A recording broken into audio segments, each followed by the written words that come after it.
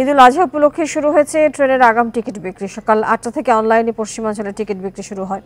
মাত্র আধা ঘন্টায় ৬০ লাখ মানুষ টিকিট কাটার চেষ্টা করেন। পরে দুপুর ২টা থেকে শুরু হয় পূর্বাঞ্চলের টিকিট বিক্রি। ১৭ জুন ঈদের দিন ধরে ফিরতি যাত্রার আগাম টিকিট বিক্রি শুরু হবে ১০ জুন।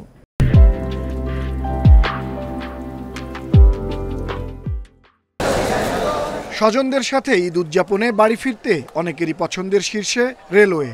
তাই প্রতিবারই ঈদের সময় ট্রেনের টিকিট কেনায় চাপ থাকে, এবারও ব্যতিক্রম নেই। ঈদযাত্রায় ট্রেনের আগাম টিকিট পেতে রোববার সকালে রেলওয়ের ওয়েবসাইটে ঢোকেন যাত্রীরা। সকাল ৮টা থেকে ৯:৩০টার মধ্যে বিক্রি হয় ১৩,০০০ টিকিট। প্রথম আধা ঘন্টায় ওয়েবসাইটে ঢোকেন ৬০ লাখ মানুষ। পশ্চিমাঞ্চলের সকল আন্তনগর ট্রেনের টিকিট বিক্রি আপনার আমাদের কাছে যে পরিসংখ্যান, সে ১২টা পর্যন্ত টিকিট বিক্রি প্রায় ১৩,৫০০ টিকিট বিক্রি হয়েছে ইতিমধ্যে।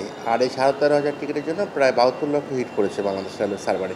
আর সবচেয়ে পিক আওয়ার ছিল সকাল ৮টা থেকে ৮:৩০, তখন ৬০ লক্ষ হিট করেছিল। পশ্চিমাঞ্চলের টিকিট সকালে শুরু হলেও পূর্বাঞ্চলের টিকিট বিক্রি হয় দুপুর ২টা থেকে। সেখানেও চাপ দেখা যায় টিকিট প্রত্যাশীদের।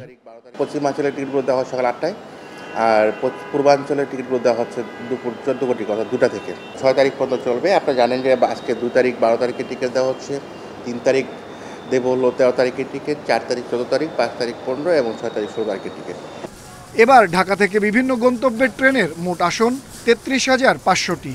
এবারও স্টেশন নয়, শতভাগ টিকিট বিক্রি হচ্ছে অনলাইনে। আনোয়ার সাদাত নূর, ইন্ডিপেন্ডেন্ট নিউজ, ঢাকা।